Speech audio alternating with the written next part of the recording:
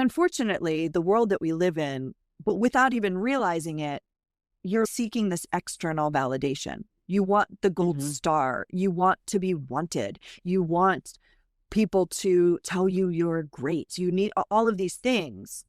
And what if those things what if you're not getting that feedback?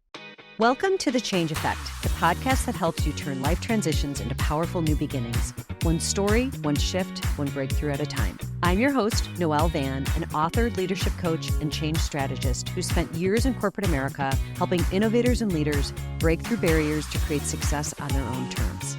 I now work with women to step into change to create a life they love. Whether you're putting yourself at the center of your own story, redefining success, or making a power pivot in your life, career, or business, you're in the right place. Each week, we dive into conversations with trailblazers, changemakers, and everyday women experiencing the ripple effects that come from overcoming the fear and doing it anyway, providing actionable steps, practical strategies, and a whole lot of fun along the way. So if you're ready to step up and become unstoppable, buckle up and let's get started. The power of words is difficult to put our arms around, but when we are touched by a writer with a compelling voice and unique talent, we know we are experiencing something unforgettable. Alexis Kay spent her early days at IDEO and Method before joining Apple as a senior copywriter in 2013. Having started a month before Alexis, I had the opportunity to watch her as a rising star, developing her creative chops and quickly moving up through the ranks into the role of creative director in an unprecedented amount of time. She was simply known as a highly talented go-getter from day one. Known for always being a step ahead and taking on new challenges, she never shied away from opportunities that would help her grow and learn and show the world what she had to offer. After Alexis left Apple, she moved to LA to join Hulu during the spin cycle of the pandemic before stepping out into the freelance world and soon realized it was time to start her own business. She recently joined forces with strategic brand leader and former colleague Alex Newsom to co-found Stab, a coaching-based creative studio that turns founders into leaders, visionaries, and changemakers. As they step into their new venture, they are also launching their new podcast, You Are the Prize, a podcast that explores the stories we tell ourselves about who we are and why we sometimes forget that our greatness comes from within. Alexis, it is so great to have you join us. Welcome to the podcast. Thank you so much. I'm so happy to be here. So, Alexis, you and I have worked together, so I have seen a little snippet of your career, but there's so many things that you can enlighten us on and tell us about your journey. But I wanted to go back a little bit because before you were at Apple, you were at IDEO and Method. Tell us a little bit about your beginnings in terms of your career. And you can also fill us in a little bit on just your background growing up and all that, just however you want to start. I don't know how far back we really want to go, but well, it was funny. I ended up at IDEO. I don't want to say it was on any kind of whim, but I had a friend from grad school. I had gone to Columbia to get my master's in psychology, thought I was going down a really different path. And I had a professor my second year pull me aside and say, "Is this really what you want to do?" And I was like, I don't know. I don't know if it is. He said, "You just don't seem serious enough to like," and he meant it as a compliment. And I knew how, he's spot on. I like to have fun and joke around. And here I was looking to go into like organizational psychology, change management, consulting. It was like the path into McKinsey.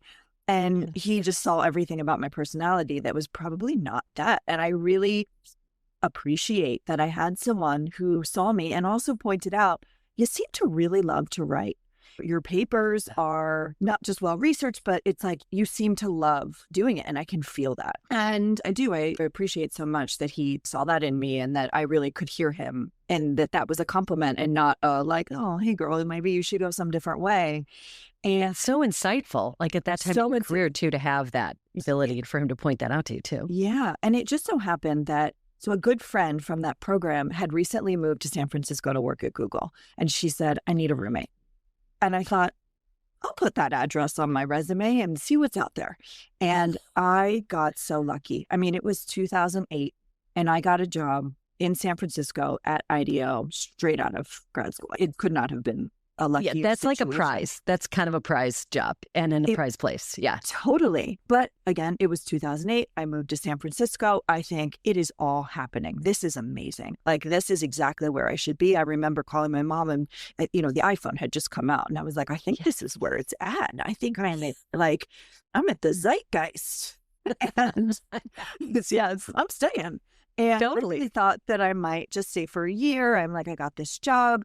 And IDEO was a design firm that I knew about from grad school because there were case studies on it, because of the way that the culture just was really special. And they had created so many amazing things, had such an amazing design history. But it wasn't just that. It was also the way that they grew the company and the people they worked with. And it was a really, really special place.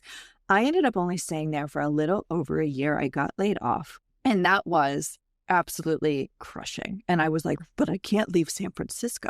And it was like a big, the economy it was like after the crash. I somehow snuck in 2008 and then found myself, it was the first time I started freelancing. And I, luckily, from being at IDEO, it was like, there's an amazing network there. I immediately went on to do some projects with frog design and just got some experience there. And then I ended up at Method. They had been one of my freelance clients. And that was just a dream job. And it's so funny how you do not know that you were in something so beautiful until you leave.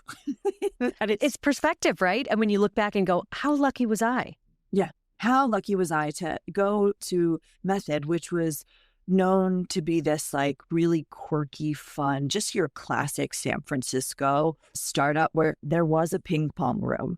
There was a drinks cart that went around every Friday. A different person was given $50 for alcohol to bring everybody a drink at their desk. And, it's like, I guess that was 2010. And that was in the heyday. That was in the heyday. I had no idea that this was like this would eventually be such an anomaly.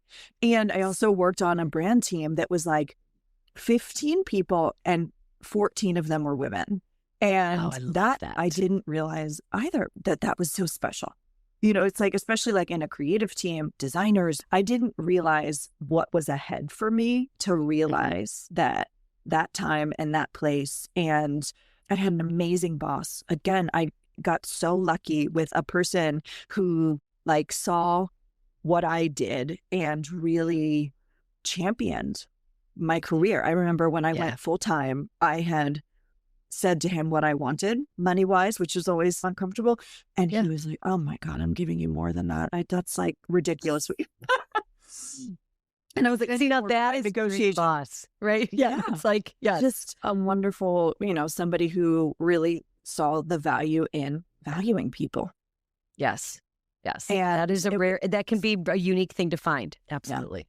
Yeah.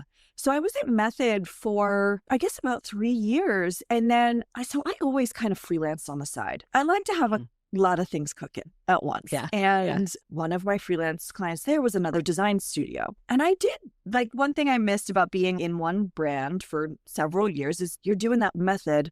There was a certain way of that tone of voice. And you get to a point after several years and you're like, can I possibly make another wood pun? It's like, it's cleaning products. And you're like, I feel like I've literally greased all of these wheels here. And maybe there's something more for me. So I went to the design studio in San Francisco. And then I was there only, oh my gosh, like 6 or 9 months before I was recruited by Apple. And someone had reached out. The recruiter had said, someone asked, who's the copywriter at Method? Get them. And that is how I ended up at Apple. Yes. And I think, of course, it's Apple. Of course you take this job. But I had no idea how it would change the trajectory of my career and my life. Yeah. I think I always look at time at Apple as like graduate school. We kind of had no idea. Then we hopped on the bus. Yeah. So you started, I remember this so vividly. And this is what's so crazy because, Alexis, you are somebody that I've always known to be, and having been in HR, I was supporting your teams, but you were always known as this person that was just, you were moving up very fast. You were very well sought after. You were always like at the tip of people's tongue when they were talking about good copywriters and all that. Like you were just somebody that always seemed to have that ability to really move people in what you did. And you moved so fast. What was it, 4 or 5 years? A lot of people, it takes a long time to get to creative director. For you, that was like so what was your experience when you think of that corporate structure? Because I think this is going to inform what you're doing now, right? What was your experience with that? How did you feel that was and how that helped you get through or get to the next step of your career? It was so full on there. The thing about Apple is that it's all consuming. And in a way, you give in to that. And I think and I was so excited by it. I really loved the work that I was doing. I loved the people I was working with. I'd never felt more intellectually stimulated. And I think you are always motivated by the fact that you are seen as doing well. It's a positive reinforcement of people liking your work. You're like, yeah, I want to do more of this. But I don't want to see it took everything, but really that was my top priority. I remember really feeling the shift in previous jobs. I thought of them as jobs. This was the first time I really thought of my career. And I noticed that was a shift for me. When I joined, I had just turned 30 and I had just gotten married. And then I got this job and I was like, it is happening. And so quickly, I remember by my first wedding anniversary, which was at the end of August, which, as we all know, is like right before an iPhone launches. And so that meant that our anniversary would always be right before an iPhone launches. And we had gone away on a trip. And my husband at the time said, it's always going to be like this, isn't it?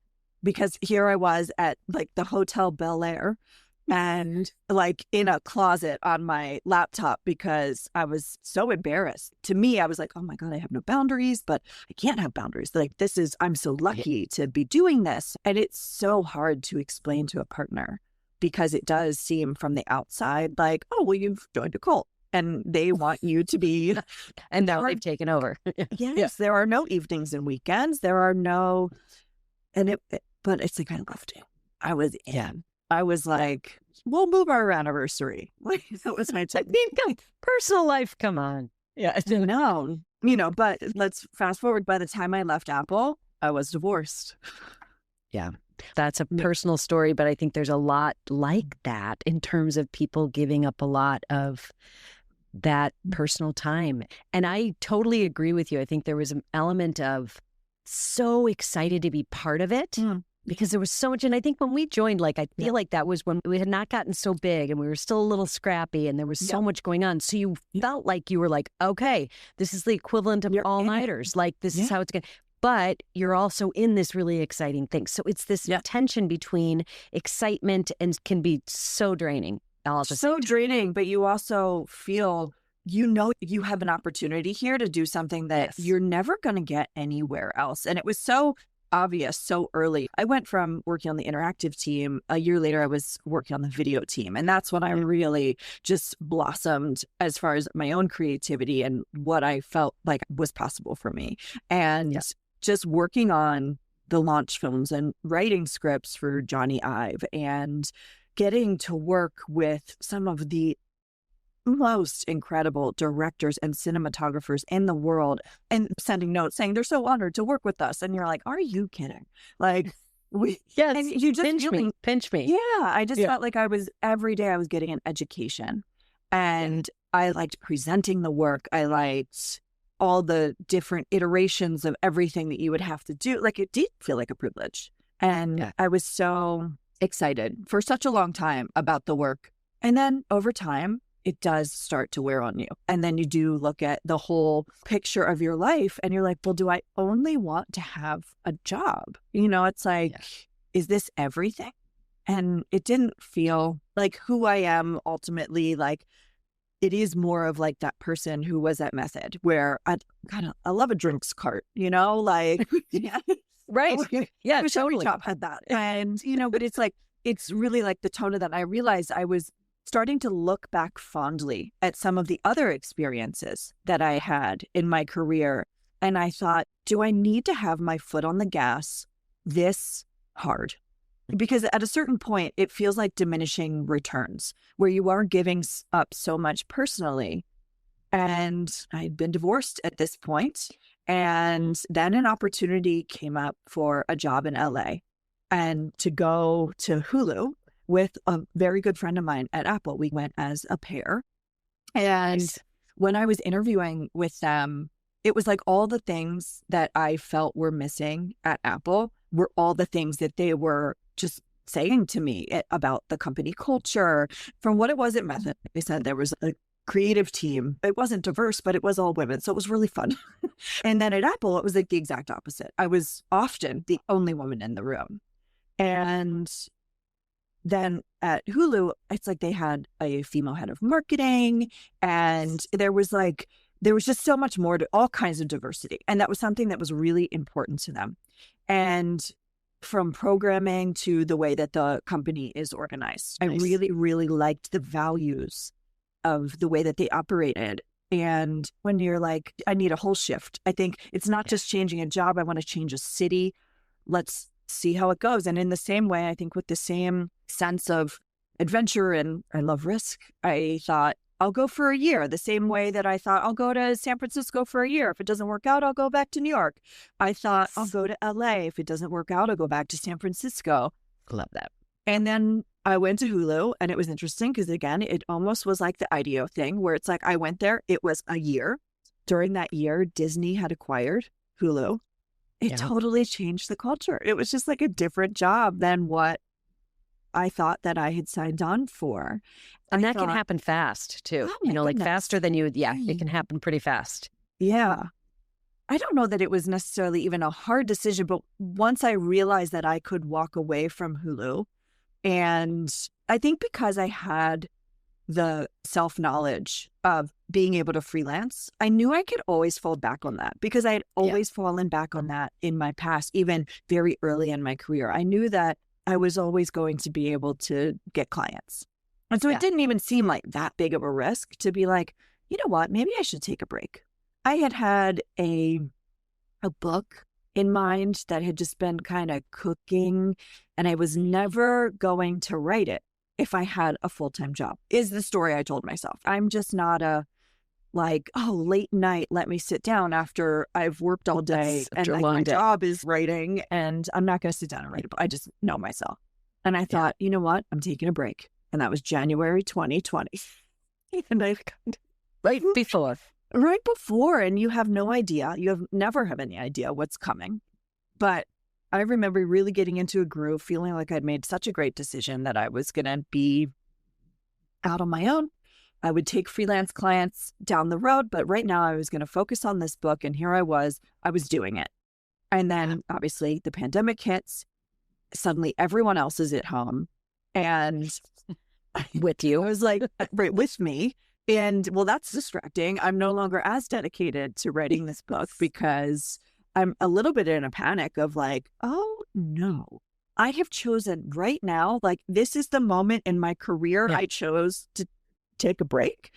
I'm making no money and I have no idea what is next. None of us do, but I was like, oh, I got to get back to freelancing. And honestly, it ended up being a great time because 2020, it's like everyone's reassessing. A lot of people had little side projects that they were cooking up and they finally had the bandwidth. Oh my God, that's so true. It was like a very serendipitous time. Little did you know. It was. I didn't realize, but thankfully, like the Apple network and just like from all the people I've known throughout my career and them knowing that I love to write.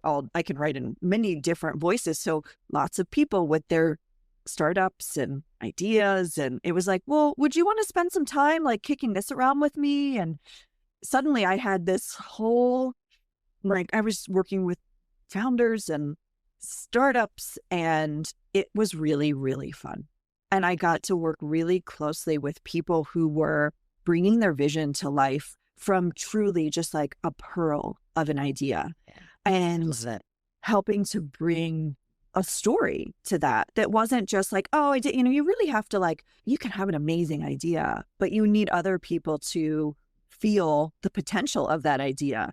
Yes. And so much of the work that I did at Apple that I loved was like translating the language of engineers, which is so just up here. But also it's like people have worked on the butterfly mechanism under a keyboard for 7 years, and they're telling you about it and they're so excited. And you're like, okay, we got to get consumers stoked about this butterfly mechanism. And I loved that kind of translation from the very intricate engineering into that kind of, you're distilling it down to the essence of what it is in the story that people can really feel and connect with and understand why is this going to make this experience better than ever, whatever. Which I would venture to also say that people look for that. That became Apple's thing, right? Yeah. You've got people that are super interested in that kind of stuff, and you can make that like more relatable. And it's just such an interesting way and such an interesting way to build that skill. Yeah. Right. Of making the somewhat unrelatable, really relatable, and not only relatable, but really engaging. And I just think that's I don't know. That's just something that you don't learn that typically in regular. No, you just don't. And like you said, it's like working at Apple is like, it's a advanced degree. And whatever your field is, you are doing it at the absolute highest level with other people who are doing what they do at the absolute highest level. And you just learn that is where you operate. And of course, that burns you out. Over time, you're going so fast and at such a high level that it burns you out. But it feels really good when you've done something that's like, this is it. It took 35 iterations to get to this, but thank goodness you didn't go out the door with something in the first dozen, because that's not it. You have to like keep pushing.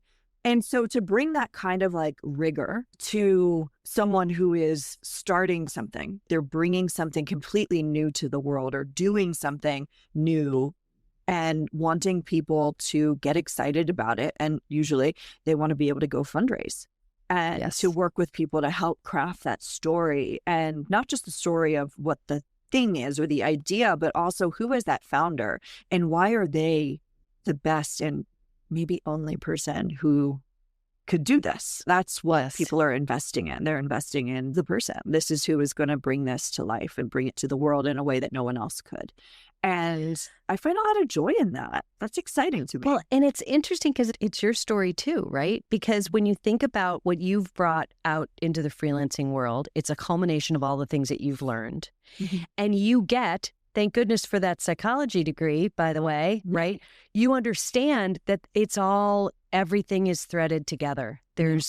You cannot separate personal, and I don't want to say this personal from professional because it sounds like we're not talking about dragging every relationship into professional, but what I'm saying is like yourself, your being, how you value your contributions is so connected to all of those other things. How do you feel about yourself? How do you want to bring this up? Because what I would say, and you tell me what you think about this, because you're getting, and we're going to get started, we're going to talk about this new venture because it's so exciting.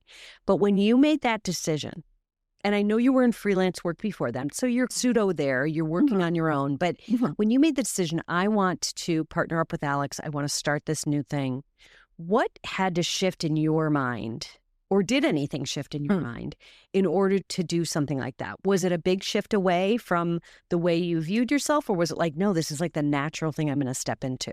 I think that you reach a point where you get to a plateau of the work that you're doing. And maybe this is how I felt also at Apple, is that I felt I'd done all the things. I'd done so many launches and so many videos and so many scripts, and it doesn't have the same sparkle. It doesn't like turn you on as much.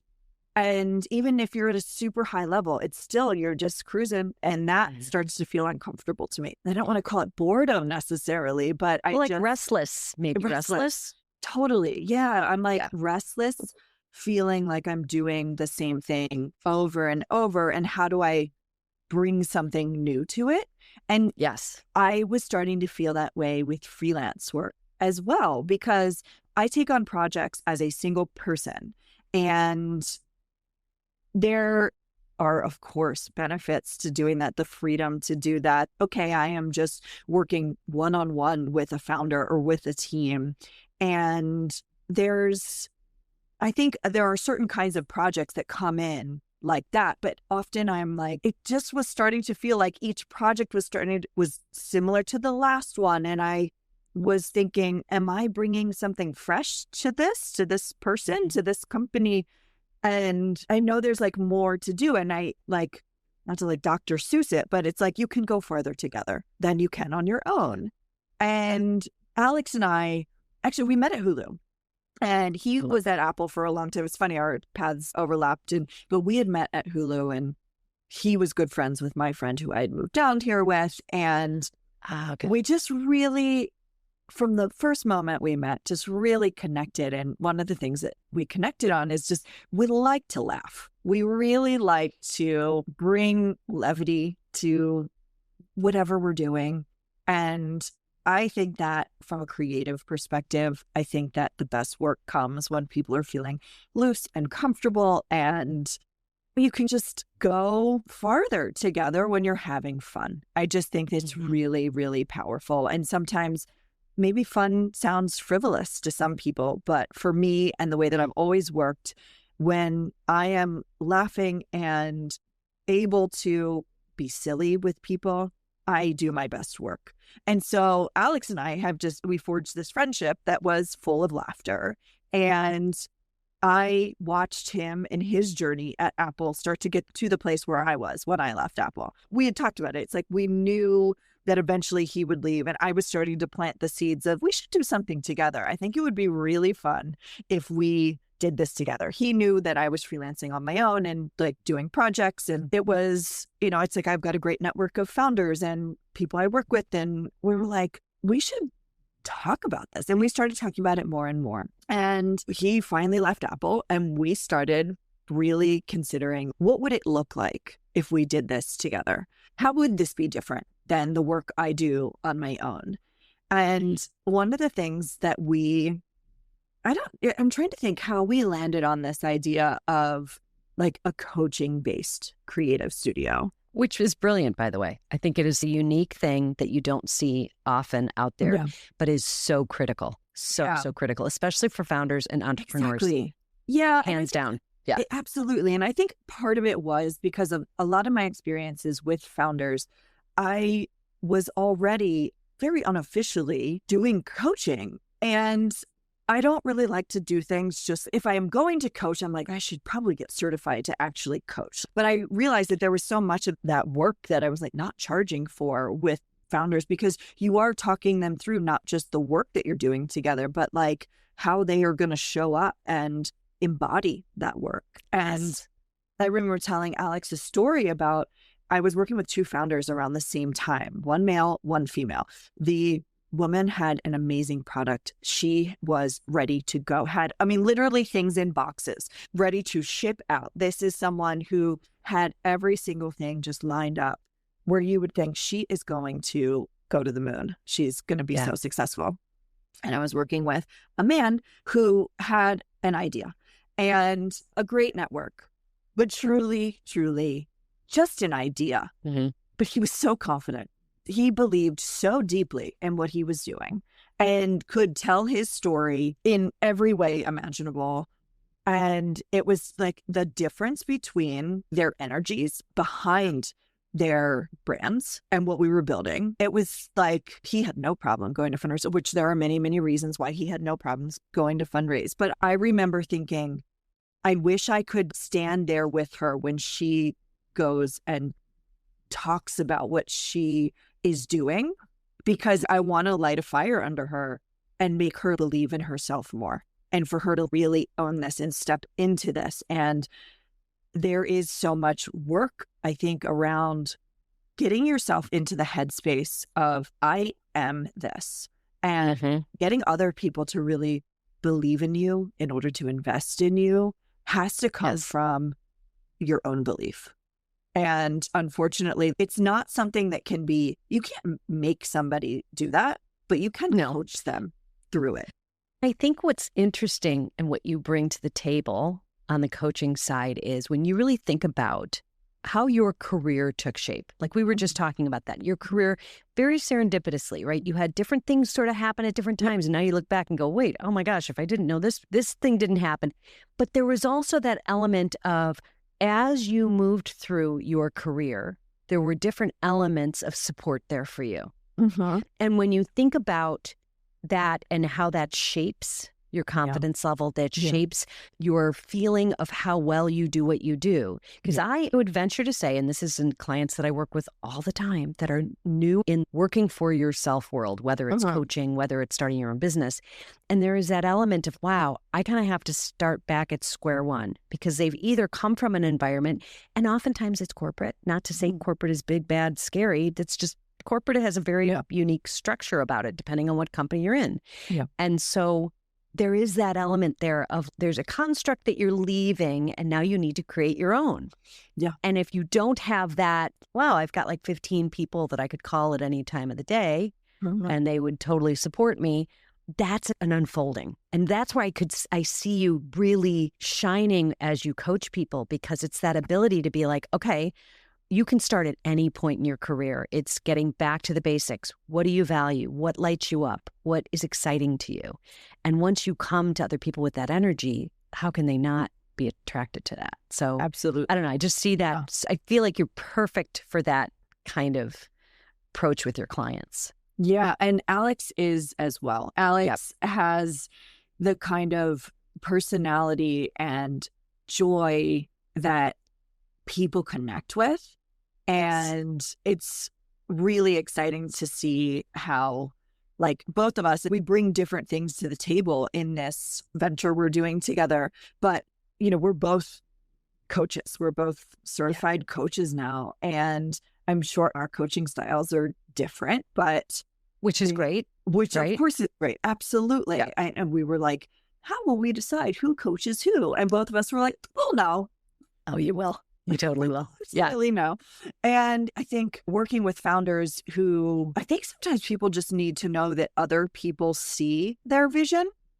Yes. And that and so often, and I know this from, like, when you work by yourself, you will have these moments where you're like, huh, is this nuts? Like, or is this a good idea? Like, many moments. Many moments. And that's the thing, like, one of the perks of working in a large organization is there are a lot of checks and balances. And you don't even realize how much you come to rely on them. Like, nobody's going to ever let you go too far off the reservation. There are too many people keeping you entertained. Locking the gates. Which is shocking when you see marketing go out into the world and you're like, nobody saw this? Because I always felt like so safe, like whatever idea, we could never, you know, it was always fine. But when you work by yourself, you just don't have that same support system. And I think that when people take the risk to start their own thing, I mean, like, one of the things I love about working with founders is that they are a particular kind of person. There is this, I mean, everyone is different, but there are some similarities in personality that lead someone to believe that they can do something that's never been done before, or they can do it better than anyone's ever done it before. And that's, you always have that pearl to work with. But I think there is a lot of doubt. You can really get lost in your self-doubt, and being able to be there for that, to really just hold up a mirror. And so much of coaching, as you know, it's holding up a mirror saying, I hear you saying this. And sometimes people just need to hear it back from someone else, what they're saying, and then you hear it differently. Now, I want to talk about your podcast, because I feel like this, once again, another thing that I think you guys are doing that's going to be really groundbreaking. So what is the premise behind it? And wish Alex was here. Sorry, Alex, he knows he's joining us in spirit. You guys both, I think, exemplify people that you are in touch with who you are, and we're all on a journey, right? We're all learning as we go. But how could you describe the podcast and what your intention is with that? Yeah. So You Are the Prize is actually a phrase that I believe Alex was the first person to say it out loud. And this was at Hulu to another friend who I don't need to out in this moment, but was sharing a personal situation where she, like, one of those typical, you're not really sure where you stand with someone. And then we look at our friends and we see them with so much love, and we see them for who they are in their best. And here is this incredible, successful, beautiful woman who just has it all. And she is describing a situation where we're like, but you should not be the insecure one here. And Alex said, no, you are the prize. This person, you are the prize. And it became this joke. And we would say it all the time. Anytime there was like some kind of uncertain situation or somebody was sort of like, oh, I don't know, is this good? Or is it, it would be like, don't forget, you're the prize. And we said it for years as just this kind of offhanded shorthand for don't forget your worth. Don't forget that it's what you are deep inside that has brought you to this moment. Don't let whatever is happening around you or some person or situation that's like making you feel less than, return to this feeling of you are the prize. And I love it. It had started as this sort of like personal situation, but like you said before, it's the personal and the professional, they overlap. They have to. You bring yourself to work. And I think when you are really operating from the place of who you really are and who you are at your best and who you know yourself to be, when you are coming from that place, what you can create and the way that you can connect, it's so different. You're just vibrating at a different frequency. And the podcast is an opportunity for us to have conversations with people we know and admire who have had this experience, which is like a basic human, normal, universal experience of, I know I am vibrating at my highest. When I know I am the prize, this is what happens for me. And this is how I've gotten here. And I think that everybody has a story of the journey from what it feels like when you don't feel that way and what it feels like when you do, and how different you show up, how different other people receive you, and what you end up putting out into the world. And we have this like incredible dream list of all the people that we would like to have on this podcast, because we know that this is a story that everyone can tell. Yes, it's universal. It totally is universal. And I think that we look at people we admire and we imagine that they always think they are the prize. They don't have these, which is not true. Of course not. Of course not. Every single person alive has moments of insecurity. And unfortunately, I think that often when you're feeling insecure, you look for it externally. And there's healthy ways to do it. And sometimes you just need your friends to remind you who you really are. But unfortunately, the world that we live in, but without even realizing it, you're seeking this external validation. You want the gold star. You want to be wanted. You want people to tell you you're great. You need all of these things. And what if those things what if you're not getting that feedback? Like, should you not feel as good as you are because the world's not constantly telling you that? This brings me to a question for you, because when I think about, have you had a moment? And this is more in kind of this pivotal moment, right? The pivotal time that you've moved from the idea to do what you were going to do and starting the new business. Have you had moments of doubt or fear? If you have, how have you gotten over that? What is it that you do to get out of that space? Because it's so inevitable for all of us when we start new things, right? Absolutely. I have constant moments of like, what am I doing? And I mean, like when you have like gone out on your own, and I've now been doing this, it's crazy. It's like been 5 years. I've been out on my own. And there have been times where I have to like really talk myself off the ledge of going back to Apple because it was secure. And that kind of security is very seductive. And it's easy to look back on with rose-colored glasses and forget why you left and think, oh my goodness, especially with all the uncertainty in the world. It's like you look around at everything and you're like, oof, wouldn't it just feel good to just be in the arms of a place that would positively reinforce like who I believe myself to be, and then pay me a bunch of money for it. And I wouldn't have to hustle. And every 2 weeks, it just happens, it just just like clockwork. Yeah. Yep. But I always return to, what do I want my life to look like? That has just become my number one priority. And I wasn't having any more fun there. And I just felt heavy. I remember I learned to do transcendental meditation like my last year at Apple, because I was just like looking for anything to just get me back into my body. And I remember trying to book conference rooms to do a 20-minute meditation.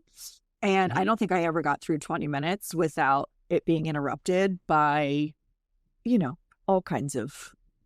Yes. I can remember the behind the scenes of that, because we would try and book those rooms when we bring people in, because it was to a point where we were like, we need to give people moments to pause. And it's like trying to create an environment within an environment that's like people knocking on the doors and people, everybody's got to, it's this like chaos, and then trying to create those moments within. Yeah. But it's funny because when you just said you have their arms around you, I used to tell people that being at Apple was like having a really rich boyfriend who would take you out to really nice dinners all the time, but he was really kind of boring after a while. Like it's sort of like the relationship was over, but you were still getting the nice dinner out of it. Then you just get to a place where you're like, I don't really need that anymore. I'd much rather maybe go to Arby's. Not that I'd go to Arby's again, but maybe I'd go to some place like that and be fulfilled and excited in different ways. And it's just a different, it's like it's just what's a different priorities. Way. How do you want to spend your days? And it's really funny to me how different my life. I mean, partially, I think it's like living in LA. There's just a different speed of life here than San Francisco. But my days are my own. And I love that. I just like the value that brings to me has been transformative. And I think I do better work now. And I think that I just feel free in a way creatively, because there's like space, and I just operate better when I'm not just feeling like, oh, I owe all of my time to one thing. And like having the variety of being able to take on multiple clients and getting to partner with someone I really respect and enjoy and feel creatively inspired by. And before we agreed to start our studio, we really got real about how we like to live our lives, which sometimes it's like you think you know what other people want, but unless you have the conversation and really articulate, okay, well, what does that mean to you? Because a lot of people will say, I don't want to work all the time. But I don't want to work all the time is like not working 80 hours. I was like, not working 40 hours. And Alex and I are like totally on that page. And like, we both love vacation. He and I both want to be able to go to parties in Spain if we want to.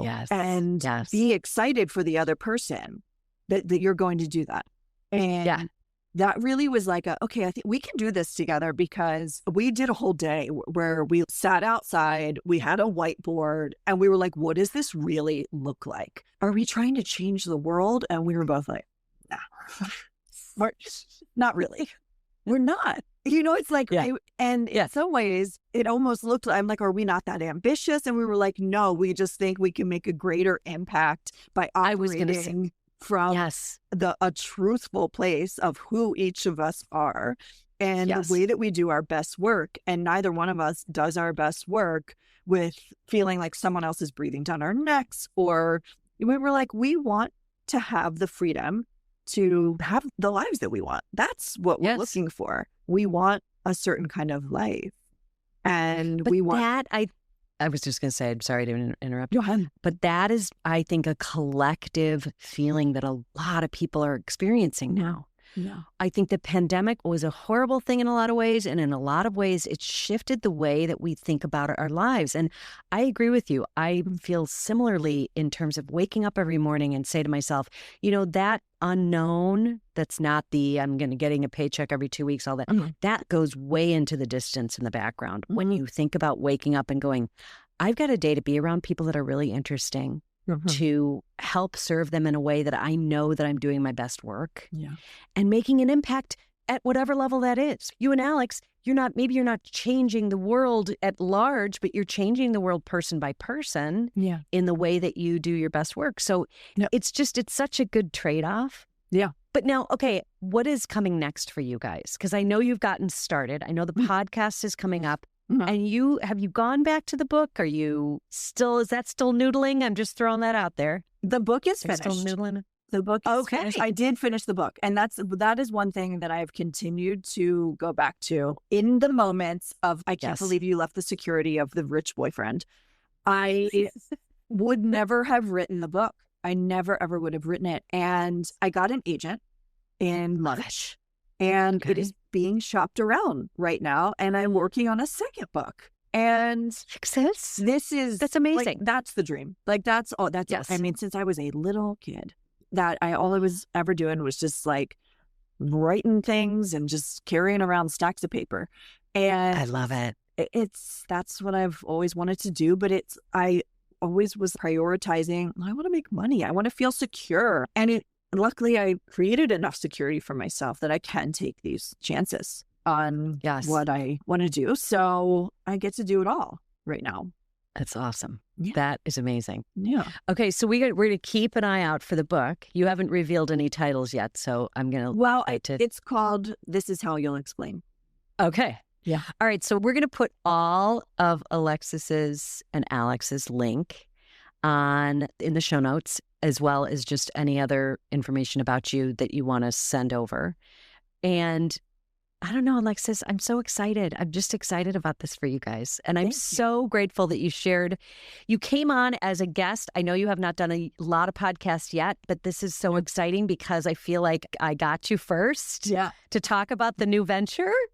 And we have to stay close because I want to hear how it's all going with you guys. It's going to be amazing, amazing, amazing. Thank you guys you are going to so be a much. gift to everyone.